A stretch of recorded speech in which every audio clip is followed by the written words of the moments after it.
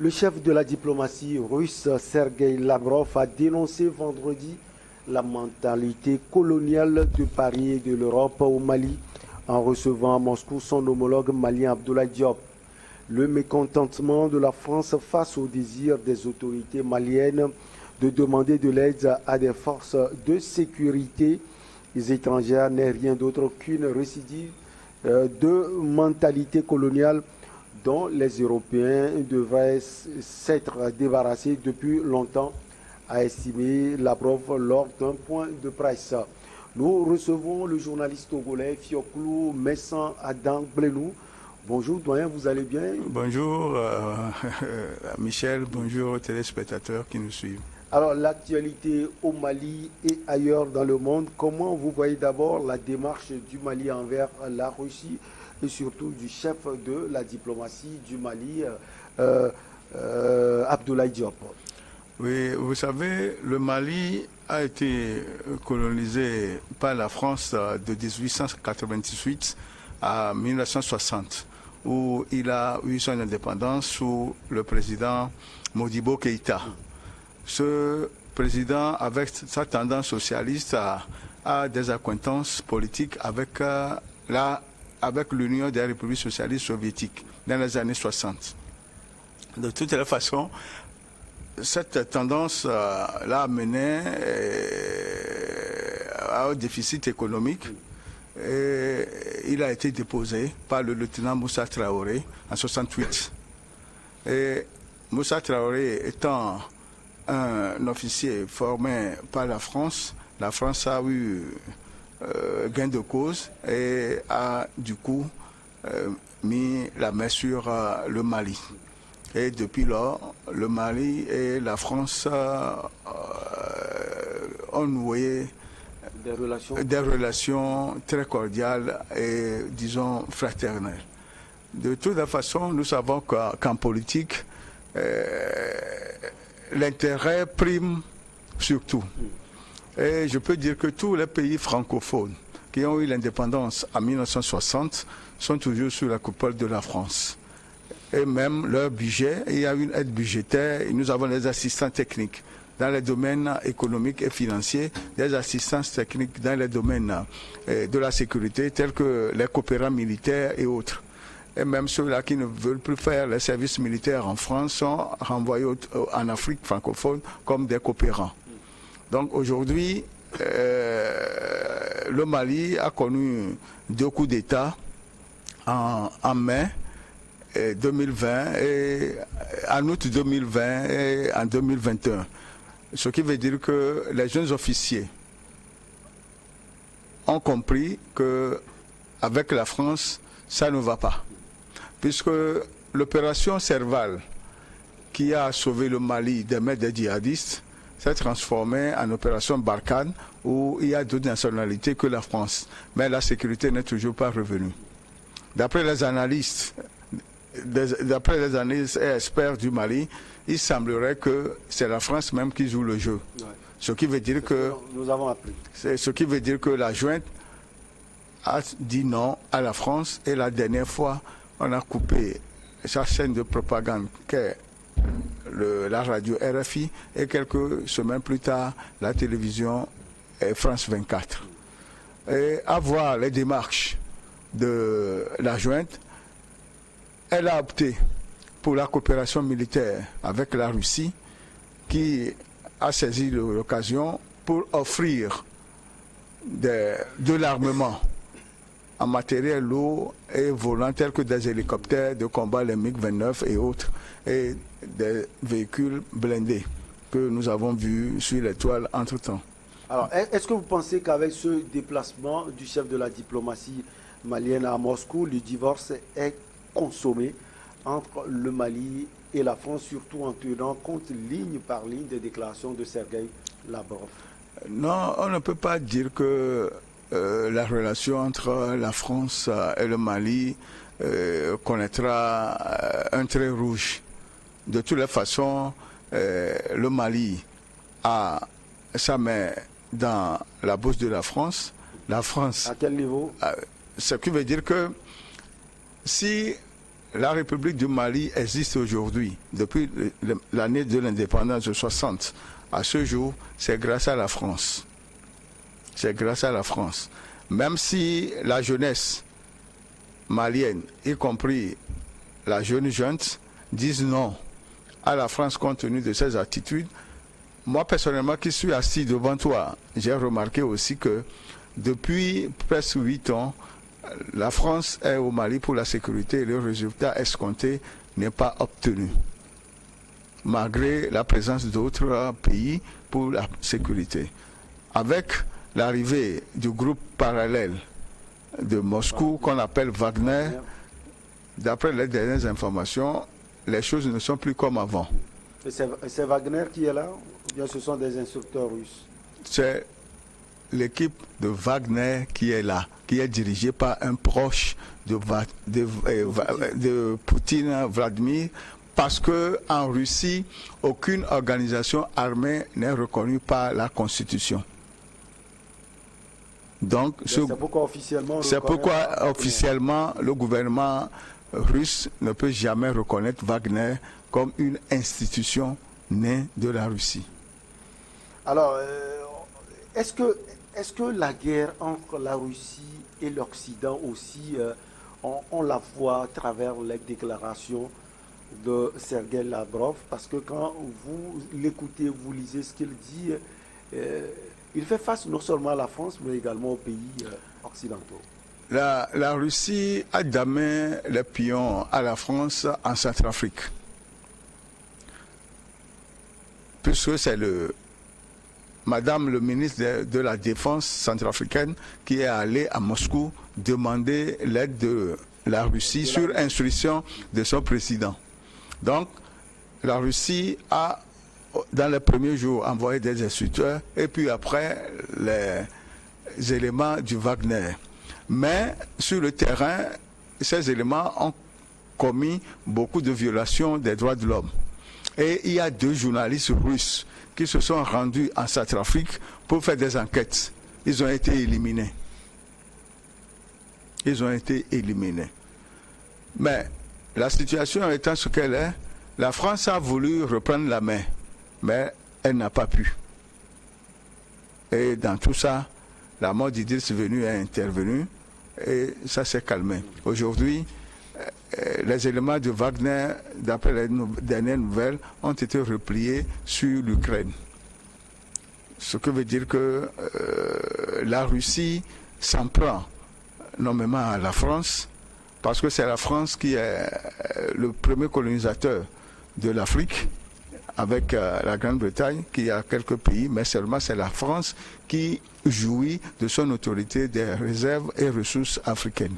C'est pourquoi la Russie le vaut un tel mécontentement, et en plus pour les luttes pour l'indépendance, la Russie aussi a joué un grand rôle au niveau de la guerre d'Algérie, au niveau de l'ANC en Afrique du Sud. La Russie est toujours derrière tous ces pays qui veulent s'émanciper du joug colonial. Alors, le chef de la diplomatie russe a rassuré que Moscou était prêt à accorder un soutien à Bamako pour augmenter les capacités de combat des forces armées maliennes, notamment dans la formation des militaires et des policiers.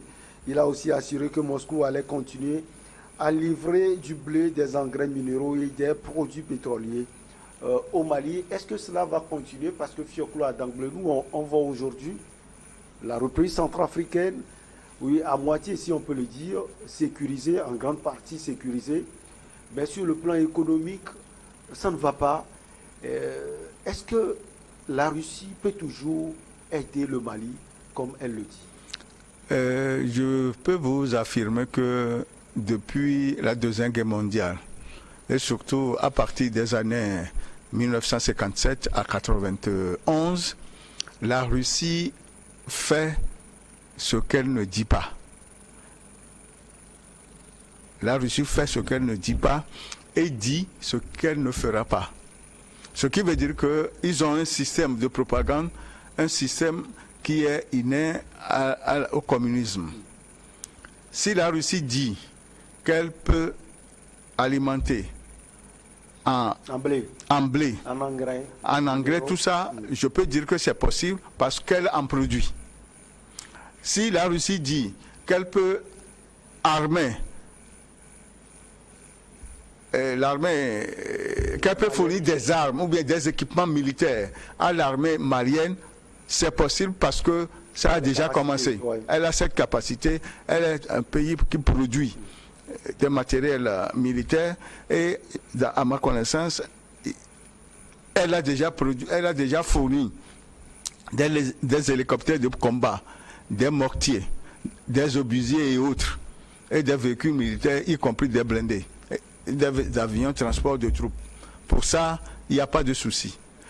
Mais elle n'a pas, d'après les informations à ma possession, la capacité financière pour assumer les budgets et autres comme le faisait la France en temps. C'est ça le seul problème que moi je vois, que ça serait un peu difficile. Mais de toutes les façons, la Russie reconnaît que le Mali est un pays qui peut être soutenu contre la France. Et elle a mis tout un poids dans ce système pour appuyer le Mali afin que la junte coupe le pont définitivement avec la France. Les enjeux géopolitiques en Europe se jouent en Afrique, plus précisément au Mali donc. Oui, le Mali, d'après les informations, est un centre spécial pour l'Europe et pour l'Orient, c'est-à-dire pour la Russie et la Chine. Parce que ce n'est pas la Russie seule qui veut avoir des points en Afrique, puisque la Chine, avec son système économique, la Turquie également. La Chine est la première, et la Turquie le deuxième pays, et la Russie qui vient maintenant au niveau de la sécurité et au niveau militaire. Et il ne faut pas oublier non plus que l'emplacement du Mali, compte tenu de ses ressources minières, de ses gisements, constitue un pays de convoitise. Et c'est pourquoi, si aujourd'hui la Russie se bat pour chasser la France, on ne peut pas dire que ce système peut échouer. C'est un projet qui a été réalisé et soutenu. Et je pense que la France n'a plus rien à voir avec le Mali. Et ce que moi j'ai regretté dans cette détérioration des relations entre la France et le Mali, c'est les propos du gouvernement français envers la junte. Le président Macron s'est mal exprimé. Le ministre des Affaires étrangères, Le Drian, qu'on vient de remplacer, a mal parlé à la junte. Et en plus, son fils a eu un marché pour le passeport au Mali.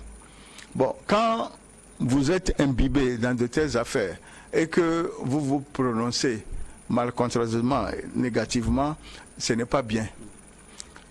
L'Afrique, après 60 ans d'indépendance, doit s'autosuffire et choisir ses partenaires. Et c'est ce que le Mali est en train de faire. Vous avez parlé tout à l'heure de l'ancien chef de la diplomatie française, Jean-Yves Le Drian. Il est remplacé par Catherine Colonna. Est-ce que vous pensez que ce remplacement va apporter quelque chose de positif dans les relations entre la France et le Mali? Oui, moi je pense que une visite de cette dame à Bamako pourra arranger les choses parce que madame, j'ai oublié son nom, qui était... Non, celle qui était la ministre de la Défense, Madame Parly ou bien quoi. Oui, Madame Parly, Florence Parly et Le Drian ne sont pas au-dessus des règles diplomatiques, mais souvent leurs propos sont toujours hors normes. Ce n'est pas bien. En diplomatie, il faut la courtoisie et savoir ce que l'on veut. Si la France a sauvé le Mali, c'est un fait, tout le monde le reconnaît, que c'est grâce au président Hollande que la capitale n'a pas été assiégée par les djihadistes, certes, mais il y a les règles de la démocratie qu'il faut respecter. La France a fait 8 ans là-bas. Le résultat, c'est quoi? Aux premières heures de leur intervention au Mali, le problème de Kidal s'est posé. J'ai dit sur ce plateau ici que une fois que la France met Kidal de côté, on a dit de désarmer tous les groupes armés. Pourquoi ne doit-on pas désarmer les Touaregs de Kidal? Si ça n'a pas été fait, c'est qu'ils ont signé un accord avec ce groupe. Et malheureusement pour eux, 2 journalistes français ont été tués dans cette même localité. Et c'est ça qui a fait un peu changer la façon de voir les choses par la France.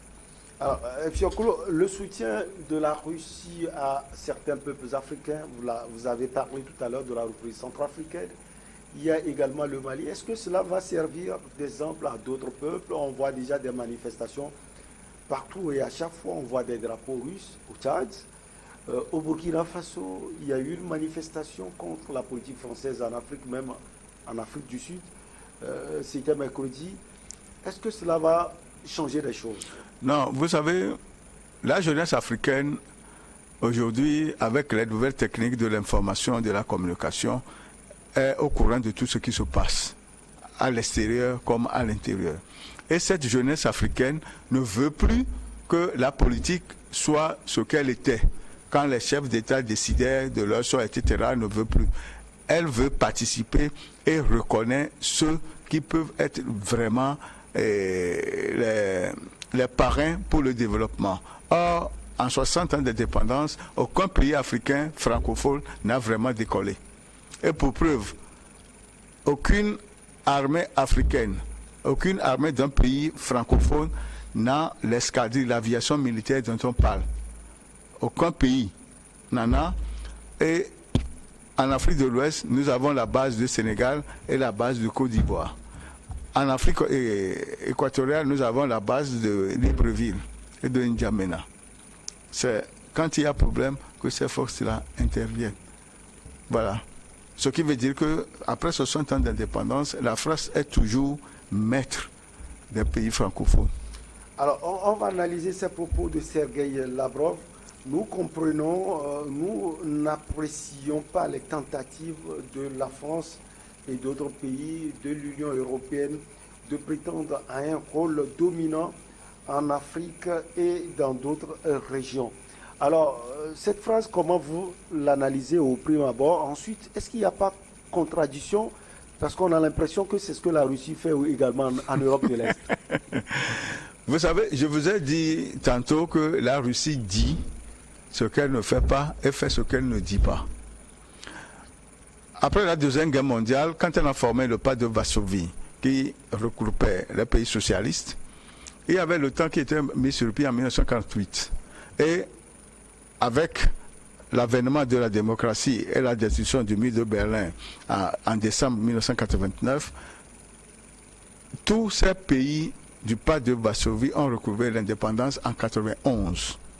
D'où le dernier responsable de l'Union soviétique était M. Gorbatchev. Et M. Boris Eltsine l'a remplacé. Mais l'économie n'était pas à son bon point. Il a été remplacé plus tard par Vladimir Poutine, qui était le chef du KGB, qui avait son poste à Dresde en Allemagne.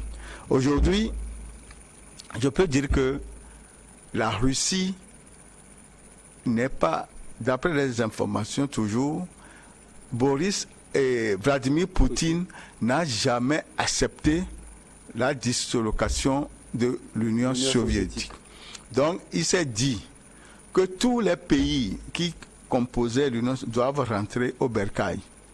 Et en plus, ces pays qui font de la démocratie proche de ses frontières ne seront jamais acceptés parce qu'il y aura contamination par le peuple, et la contamination toucherait le peuple russe qui va réclamer lui aussi la démocratie, la liberté d'expression. Il n'y a pas de démocratie en Russie, visiblement. On a vu Alexei Navalny qui a été encore une fois condamné. On voit également d'autres manifestations qui sont à chaque fois interdites. On voit des médias qui sont embasillés et autres. Cette démocratie, Poutine ne la veut pas. Poutine ne veut pas une démocratie, en ce sens qu'il sait que quand il y aura démocratie, il y aura la liberté d'expression. Les journalistes ont le droit de dire ce qu'ils voient. les responsables doivent rendre compte. Et le Parlement doit surveiller l'action du gouvernement. Quand il est venu au pouvoir, tous les oligarques qui étaient là, sous Boris Eltsine, les a appelés pour leur dire « Je vais vous laisser faire vos affaires, ne mettez pas le doigt dans ce que je fais en politique. » Et c'est pourquoi les marchés, les groupes qui étaient laissés par les groupements sociaux, les fermes, les industries qui étaient laissées sous l'Union soviétique en 1991 ont été bloquées, confisquées par les proches de Poutine qui sont devenus des oligarques qui achètent des yachts à 100 et quelques millions d'euros et autres qui sont bien aujourd'hui. Ce qui veut dire que la déclaration de M. Sergueï Lavrov est une déclaration de propagande et qui n'a pas sa raison d'être. C'est plutôt la Russie de Eltsine et de Poutine qui fait des agressions aveugles et sans raison d'être. Ce qui se passe en Ukraine avec la Russie est un pays des Nations Unies comme l'Ukraine. Comment est-ce qu'un beau matin, Vladimir Poutine peut se lever pour dire que l'Ukraine ne doit plus exister et commence à partir de l'accord de Minsk qu'on a signé. Oui, au même moment, les accords de Minsk... C'est lui-même qui a dénoncé cet accord le 21, c'est lui-même qui a déclaré cet accord le 21 et le 24, il a attaqué l'Ukraine. Or, on a signé des accords en 1994, en 2009, tout ça, et ça a permis à l'Ukraine, ça a permis plutôt à la Russie d'enlever toutes les armes nucléaires qui étaient sur le territoire ukrainien vers Moscou.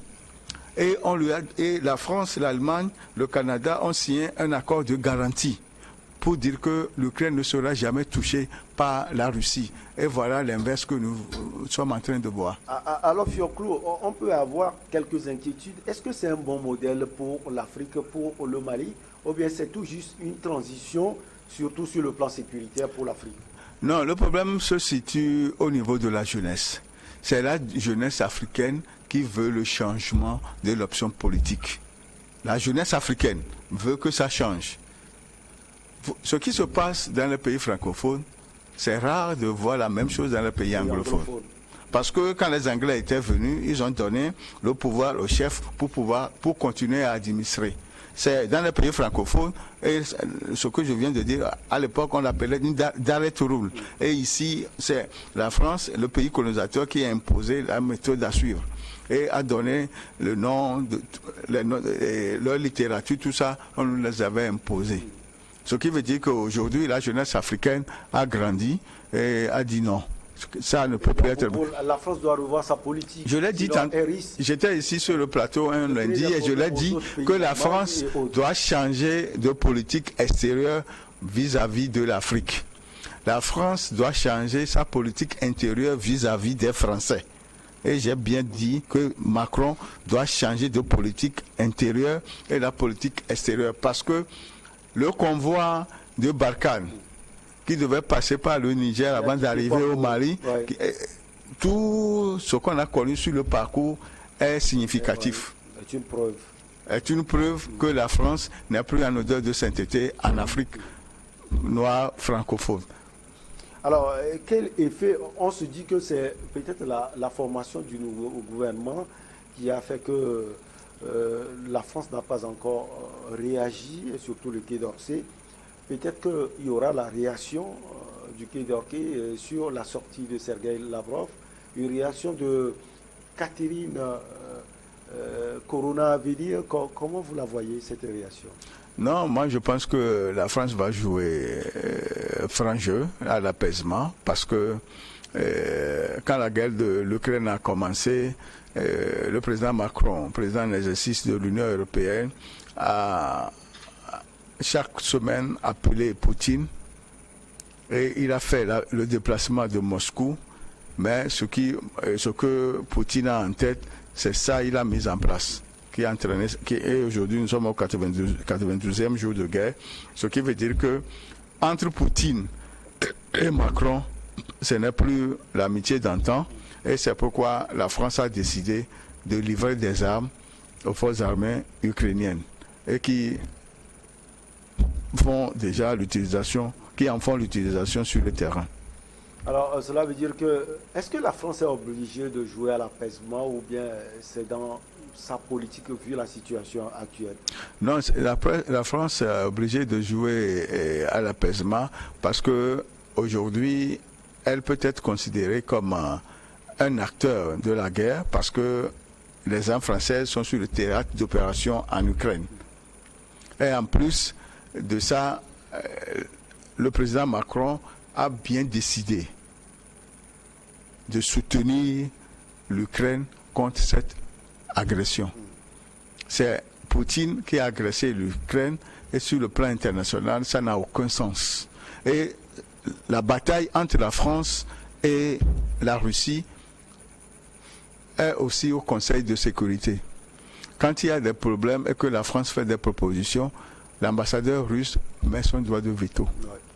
Ce qui veut dire que entre la France et la Russie, depuis la Centrafrique, il n'y a plus de nuit de miel. C'est une guerre qui ne disait pas son nom. Et aujourd'hui, c'est flagrant que la Russie en veut à la France. Est-ce qu'il y a, pour terminer, est-ce qu'il peut y avoir d'impact de cette visite de Abdoulaye Wade, Diop, j'allais dire, à Moscou sur la médiation menée par le président togolais Faure Gnassingbé? La médiation de Faure Gnassingbé dans la crise malienne ne concerne pas la Russie. Cette médiation concerne ses pairs de l'Afrique de l'Ouest, de la CEDEAO. Et c'est ce que moi je pense. Et donc vous n'êtes pas d'accord avec ceux qui disent que la CEDEAO serait manipulée par la France? Vous savez, la CEDEAO a une option. Et j'avais dit ici sur ce même plateau que c'est au premier coup d'État que la CEDEAO devait être ferme et dire à ce colonel-là, il n'a qu'à regagner les casernes. Elle n'a pas fait. Si elle avait dit non, ce coup d'État-là, ça ne passe pas.